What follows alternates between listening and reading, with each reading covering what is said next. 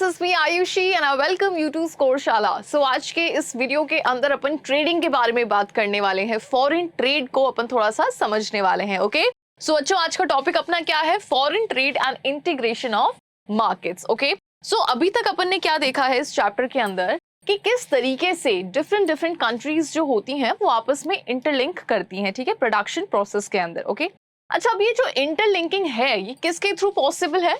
ये सिर्फ और सिर्फ एमएनसीज के थ्रू पॉसिबल है, ठीक है। इसके बारे में भी अपन ने बहुत अच्छे से पढ़ा था, क्या होती हैं मल्टीनेशनल कंपनीज, कॉर्पोरेशंस। सो ये बेसिकली ये एक ऐसी कंपनी होती है जो कि सिचुएटेड तो एक कंट्री में होती है, लेकिन इसके और भी कह सकते हैं जो ऑफिसेज हैं, इसकी और भी जो कंपनीज हैं वो अलग अलग कंट्रीज में सिचुएटेड होती हैं, ठीक है। अब ऐसा क्यों होता है? क्योंकि एमएनसीज जो होती है इन्हें करनी होती है अपनी कॉस्ट को सबसे कम, ठीक है, और इनको बढ़ाना होता है अपना प्रॉफिट। अब अपनी कॉस्ट को ये कम किस तरीके से करते हैं कि जिन भी चीजों की इनको रिक्वायरमेंट होती है, और ये क्या करते हैं कि ये उसी जगह पे जाते हैं जहां पे इनको वो पर्टिकुलर चीज अबंडेंट मात्रा में मिलती है, यानी कि ज्यादा मात्रा में मिलती है, ठीक है। सो एमएनसीज, बहुत सी ऐसी एमएनसीज है जिसके बारे में अपन ने बात कर रखी है, ठीक है। इसका जो कॉन्सेप्ट है इसको अपन ने बहुत अच्छे से समझा था, करेक्ट। सो देखो एमएनसी अब ऐसा क्या करती है जिसकी वजह से अलग अलग कंट्रीज जो हैं ये आपस में इंटरलिंक्ड हैं। क्या करती है एमएनसी? एमएनसी इन्वेस्टमेंट करती है, ठीक है। जैसे सपोज करो एक एमएनसी है जो कि यूएसए में एस्टेब्लिश्ड है, ठीक है। अब इस एमएनसी ने क्या किया कि इंडिया के अंदर अपना एक ऑफिस खोला है, अपनी एक कंपनी एस्टेब्लिश करी, ठीक है। सो मेन ब्रांच इसकी यूएसए में है, लेकिन इन्होंने क्या किया, अपना एक और ऑफिस इंडिया में ओपन किया है, ठीक है। सो एक तरीके से इन्होंने इंडिया में क्या किया है, इन्वेस्टमेंट किया है ना। इन्वेस्टमेंट या तो इन्होंने मशीन लगाई होगी, या लैंड खरीदा होगा, या फिर यहाँ की लेबर को यूज लिया होगा, मतलब कुछ तो इन्होंने इंडिया पे खर्चा किया होगा, ठीक है, इन्वेस्टमेंट किया होगा। तो इस तरीके के इन्वेस्टमेंट को बच्चों अपन किस नाम से जानते हैं? इसको अपन कहते हैं फॉरेन इन्वेस्टमेंट, है ना। फॉरेन इन्वेस्टमेंट किया है इस एमएनसी ने, करेक्ट। इसके बारे में अपन ने बात की है। बस सेम इसी तरीके से एमएनसी और भी बहुत सी कंट्रीज में क्या करती है, फॉरेन इन्वेस्टमेंट करती है, ठीक है, ये हम समझ गए। अब क्या हुआ है कि फॉरेन इन्वेस्टमेंट होने के बाद में यहाँ पे भाई इन्वेस्टमेंट हुआ है तो दिखती सी बात है यहाँ पे प्रोडक्शन हुआ होगा, है ना। सो प्रोडक्शन किसका होता है? गुड्स का होता है, सर्विसेज का होता है। सो यहाँ पे क्या हुआ है, फिर प्रोडक्शन हुआ है। सो यहाँ पे मैं लिख देती हूँ प्रोडक्शन। अब सपोज करो कि यहाँ पे गुड्स का प्रोडक्शन हुआ है, ठीक है।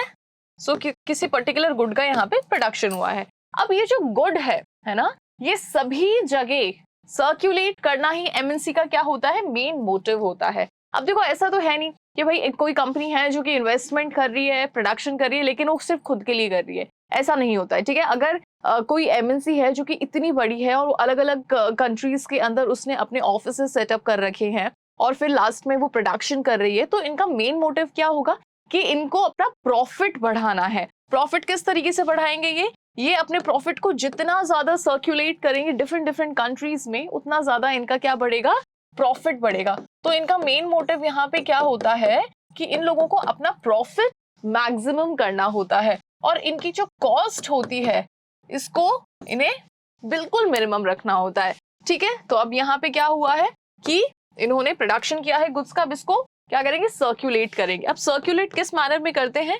ये करते हैं फॉरेन ट्रेड के मैनर में, ठीक है। सो क्या होता है फॉरेन ट्रेड?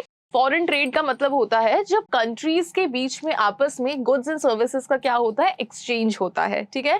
आज के टाइम पे अपन बहुत से ऐसे गुड यूज करते हैं अपनी डेली लाइफ में जो कि इंडिया में मैन्युफैक्चरिंग उनकी नहीं हुई है, या इंडिया से उनका कोई भी रिलेशन नहीं है, लेकिन फिर भी अपन उनको यूज कर रहे हैं। किसकी वजह से यूज कर पा रहे हैं? अपन उस एमएनसी की वजह से यूज कर पा रहे हैं जिसने उस प्रोडक्ट को बनाया है ना। अपन क्या कर पा रहे हैं, उस फॉरेन ट्रेड की हेल्प से अपन उस गुड को यहाँ पे यूज कर पा रहे हैं, ठीक है। अब मतलब बहुत से ऐसे प्रोडक्ट होते हैं, चाहे मोबाइल फोन्स में देख लो, अपने लैपटॉप्स में देख लो, चाहे किसी टॉय शॉप पे देख लीजिए, चाहे कोई ब्यूटी प्रोडक्ट देख लीजिए, कपड़ों के अंदर देख लीजिए, मतलब हर एक चीज के अंदर बहुत सी वैरायटी है। अब ये वैरायटी कैसे आई है? ये वैरायटी हमारे पास में सिर्फ और सिर्फ फॉरेन ट्रेड की वजह से पॉसिबल हो पाई है, ठीक है। आज हम कोरिया में बना हुआ प्रोडक्ट यूज करते हैं, ठीक है। आज अपन इंडिया में बैठे बैठे यूएसए का प्रोडक्ट यूज करते हैं, ठीक है, या फिर आज हम यहाँ पे इंडिया के अंदर जापानीज प्रोडक्ट यूज कर रहे हैं या किसी दूसरे कंट्री का प्रोडक्ट यूज कर रहे हैं, तो ये सिर्फ किसकी वजह से पॉसिबल हो पाया है?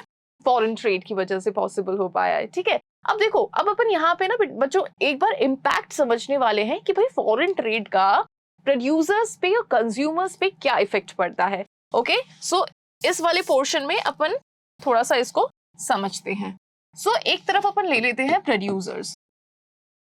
ओके, सो प्रोड्यूसर्स की अगर बात करें तो इस ट्रेडिंग से क्या हुआ है कि भाई अब इनका मार्केट सीमित नहीं है। जैसे सपोज करो कि इंडिया में कोई प्रोड्यूसर है जो कि क्या बना रहे हैं, ये मार्कर बना रहे हैं। ठीक है, अब जब ये फॉरेन ट्रेड नहीं है तो ये प्रोड्यूसर क्या कर पा रहा है, सिर्फ और सिर्फ इस मार्कर को इंडिया के अंदर ही सेल आउट कर रहा है। ठीक है, लेकिन जैसे ही यहाँ पे फॉरेन ट्रेड स्टार्ट हुआ है, वैसे ही इंडिया में बना ये मार्कर यूएसए में यूज लिया जा रहा है, चाइना में यूज लिया जा रहा है, पाकिस्तान में यूज लिया जा रहा है, मतलब डिफरेंट डिफरेंट कंट्रीज में यूज लिया जा रहा है। तो इसका जो प्रोड्यूसर है उसके लिए क्या हुआ, उसके लिए जो मार्केट है वो एक्सपेंड हो गया है।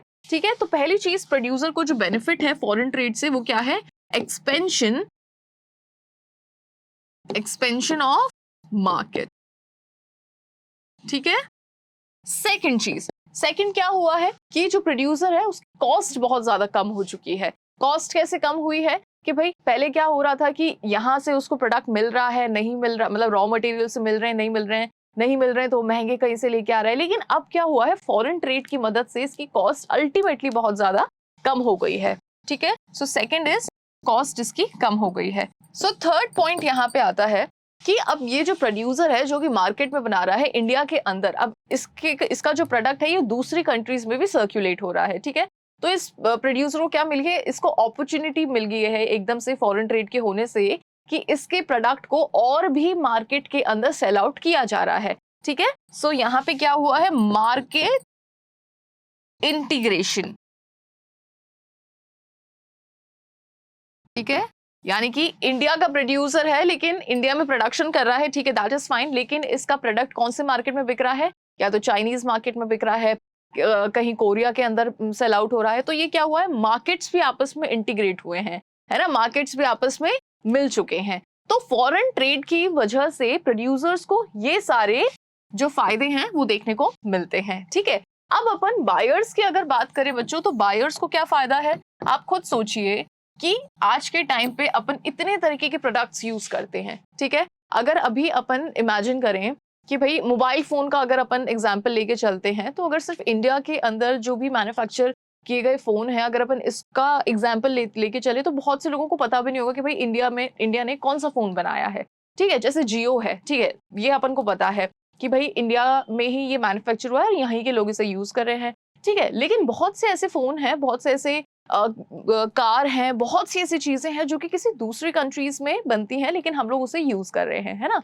तो एक तरीके से हमारे लिए यहाँ पे क्या हो रहा है, हमारे लिए चॉइसेस बहुत ज्यादा बढ़ रही हैं बच्चों, है ना। आज मेरे पास में चॉइस है कि मुझे कौन सा ब्यूटी प्रोडक्ट यूज करना है, इंडिया में बना वो यूज करना है, या फिर कोरिया में बना है वो यूज करना है, चाइना में बना है वो यूज करना है। ठीक है, आज मेरे पास में चॉइसेस है कि मुझे कौन सा मोबाइल फोन यूज करना है, इंडिया में जो मैन्युफैक्चर हुआ है या किसी दूसरी कंट्री में जो मैन्युफैक्चर हुआ है। करेक्ट, सो यहाँ पे बायर्स के लिए क्या हो गया है, फॉरेन ट्रेड की वजह से बायर्स के लिए जो चॉइसेस हैं वो काफी ज्यादा एक्सपेंड हो चुकी हैं। सो यहाँ पे मैं लिख देती हूँ चॉइसेस एक्सपेंडेड।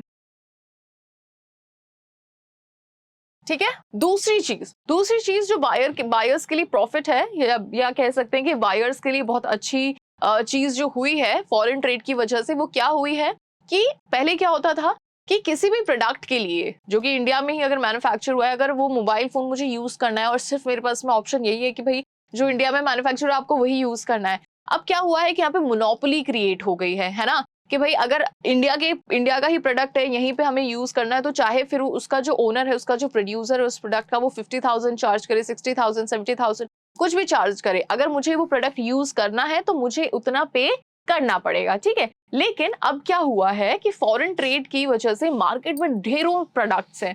ठीक है, अगर मोबाइल फोन की अगर अपन बात करें तो बहुत से ऐसे मोबाइल फोन्स हैं, ठीक है, और अलग अलग कंट्रीज ने बनाए हैं, लेकिन हमारे कंट्री में सर्कुलेट इजीली हो रहे हैं। ठीक है, अब क्या है कि मेरे पास में प्राइसेस के अंदर भी चॉइसेस है कि भाई मैं कितने तक का मोबाइल अफोर्ड कर सकती हूँ, 5,000 का 10,000 का, 11,000 का, 50,000 का, 90,000 का, ठीक है। सो मेरे पास में क्या है, चॉइसेस हैं अब, है ना। अगर सिर्फ यहीं के बने हुए प्रोडक्ट्स को मेरे को यूज करना होता तो मेरे पास में चॉइसेस नहीं होती।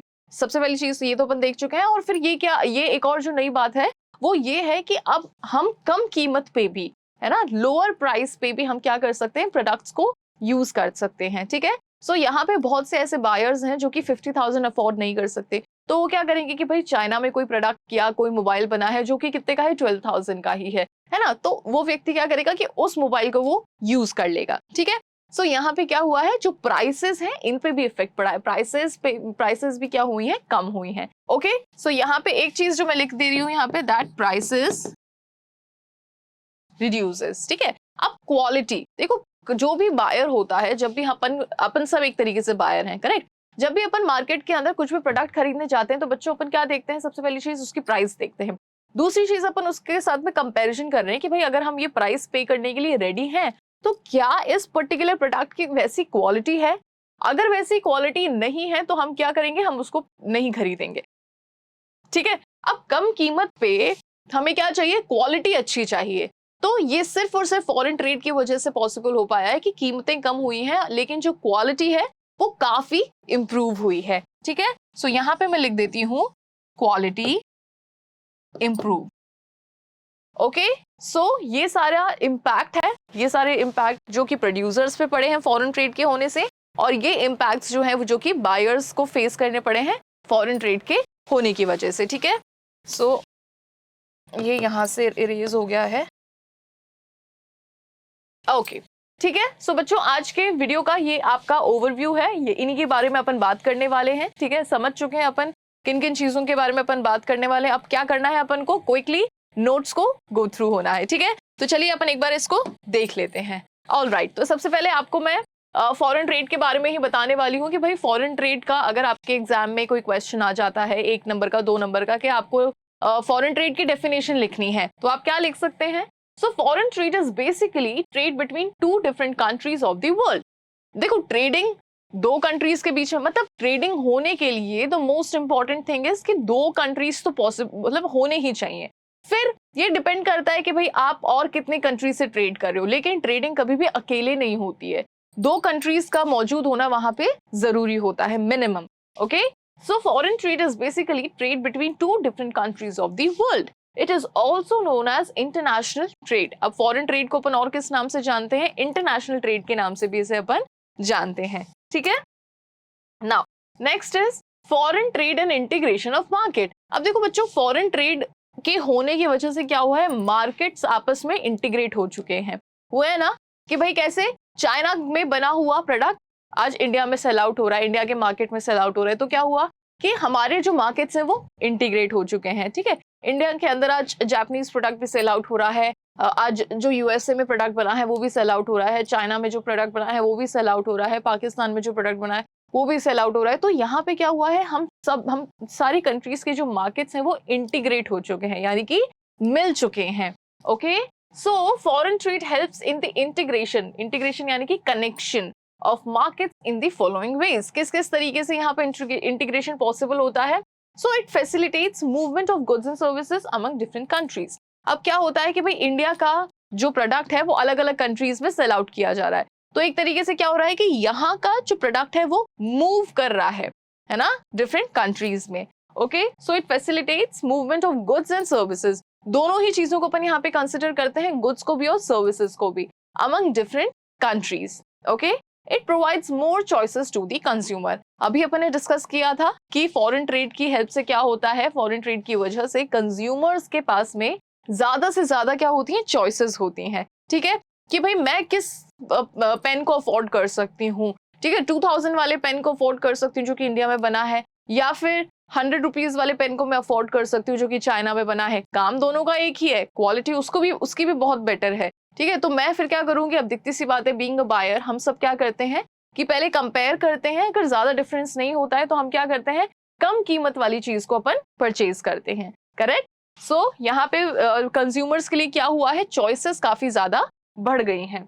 Okay, so next it is facilitate movement of people, ideas and technology. अब यहाँ पे देखो बच्चों, सिर्फ गुड्स और सर्विसेज का ही सिर्फ मूवमेंट नहीं होता है, चलो ठीक है, गुड्स एंड सर्विसेज का तो मूवमेंट होता है, लेकिन यहाँ पे पीपल का भी मूवमेंट होता है अलग अलग कंट्रीज में, है ना। तो सिर्फ इसको यहीं तक सीमित मत रखना कि भाई ठीक है गुड्स एंड सर्विसेज का ही फॉरेन ट्रेड के अंदर मूवमेंट होता है, नहीं, पीपल का भी होता है, आइडियाज का भी होता है और टेक्नोलॉजी का भी होता है। अब चाइना की जो टेक्नोलॉजी है वो इंडिया में भी काफी अच्छी तरीके से वर्क कर रही है, ठीक है। कोई जापानीज टेक्नोलॉजी है वो इंडिया के अंदर भी काफी अच्छे तरीके से वर्क करती है, ठीक है। सो यहाँ पे हम क्या कर रहे हैं, सो गुड्स के साथ में सर्विसेज के साथ में हम लोगों का भी क्या कर रहे हैं, एक्सचेंज कर रहे हैं, मूवमेंट कर रहे हैं, आइडियाज का भी मूवमेंट कर रहे हैं और टेक्नोलॉजी को भी हम मूव कर रहे हैं डिफरेंट कंट्रीज में।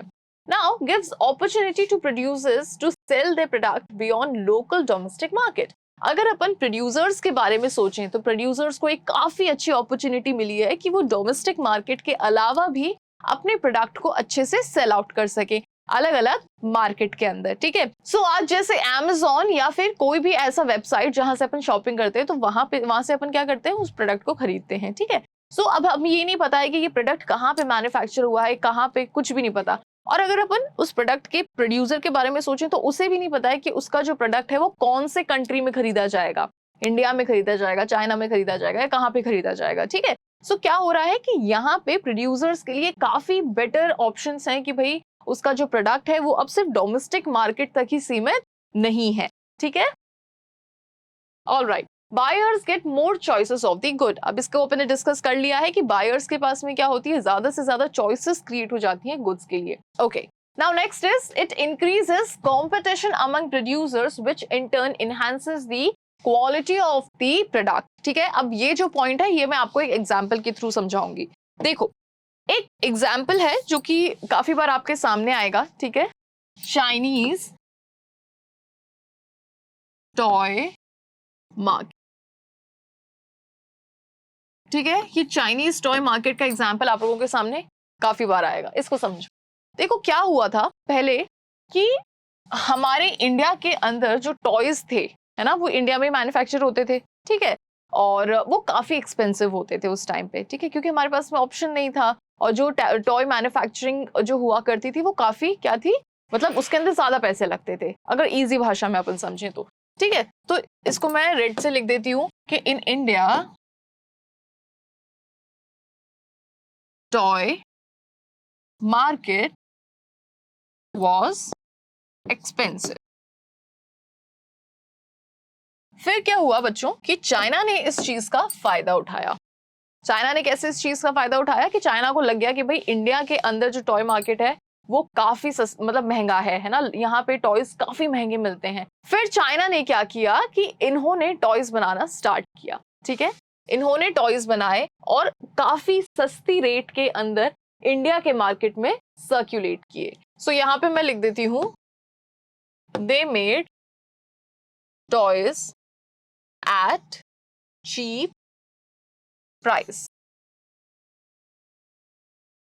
ठीक है। इन्होंने क्या किया, सस्ती कीमतों में खिलौने बनाना स्टार्ट कर दिया, ठीक है। अब इन्होंने क्या किया कि ये सारे जो भी टॉयज थे इनके, वो कहां पे इन्होंने लेके आए, इंडिया के मार्केट में, इधर।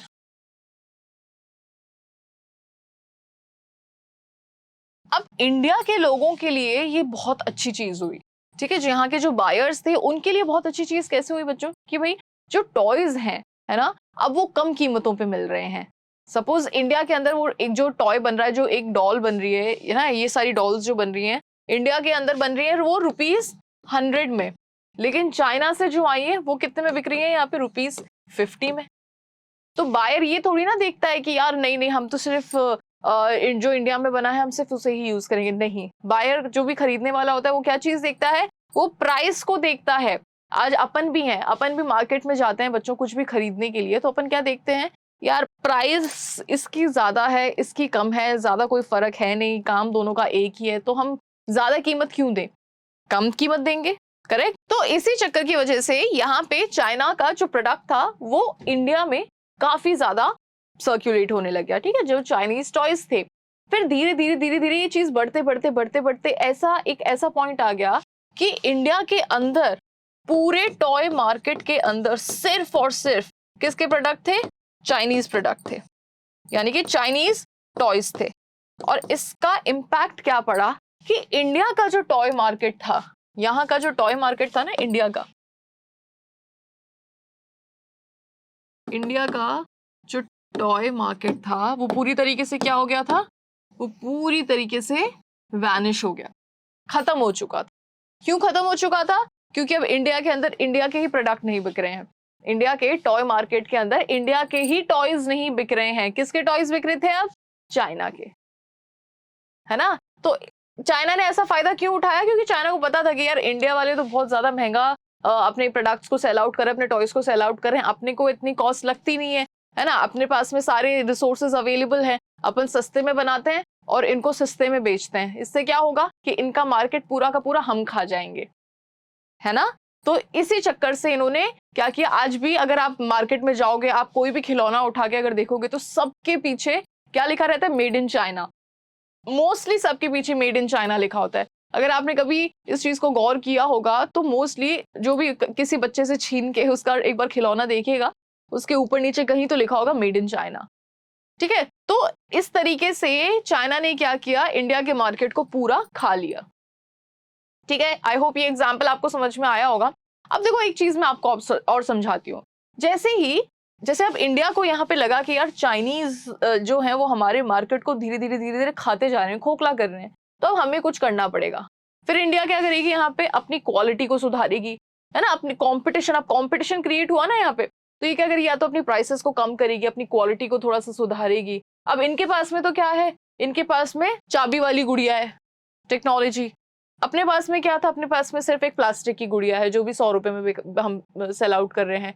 इनके पास में बंदर जो ताली बजाता है, देखा है वो वाला खिलौना, एक बंदर होता है जो ताली बजाता है ना, वो इनके पास में कैसे है, क्योंकि इनके पास में टेक्नोलॉजी है। अपने पास में एक बंदर है जो कि पेड़ के लटका हुआ है ना, वो भी रुई का बंदर, वो भी देखा होगा आप लोगों ने बचपन में, ठीक है।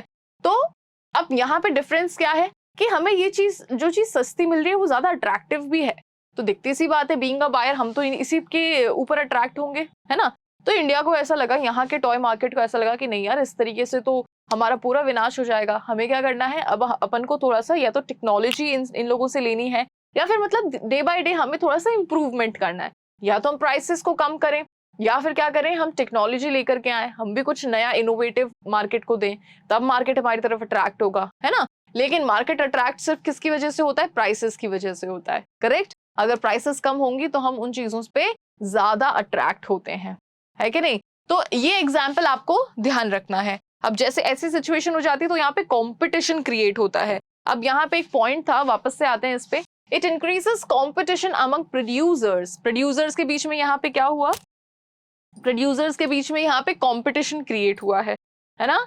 It increases competition among producers which in turn enhances the quality of the product. अब यहाँ पे क्या हुआ है, क्योंकि कंपटीशन क्रिएट हुआ है तो इंडिया को लगा कि नहीं यार, हमें भी हमारा जो प्रोडक्ट है, हमारे जो टॉयज हैं, इसकी क्वालिटी को हमें इंप्रूव करना होगा, तब जाके मार्केट के अंदर हम टिक पाएंगे, वरना तो पूरा का पूरा मार्केट कौन खा जाएगा? चाइना खा जाएगा, ठीक है। तो जब कंपटीशन क्रिएट होता है तो उस पॉइंट पे क्या होता है, उस पॉइंट पे जो क्वालिटी है वो काफी सुधर जाती है, यानी कि जो बायर्स हैं उनको तो इन अ वे प्रॉफिट ही मिल रहा है। ओके, सो आई होप ये सारे पॉइंट्स आपको अच्छे से समझ में आए होंगे, ठीक है। सो ये बस आपका इतना सा टॉपिक था और इससे ज्यादा और कुछ भी नहीं है।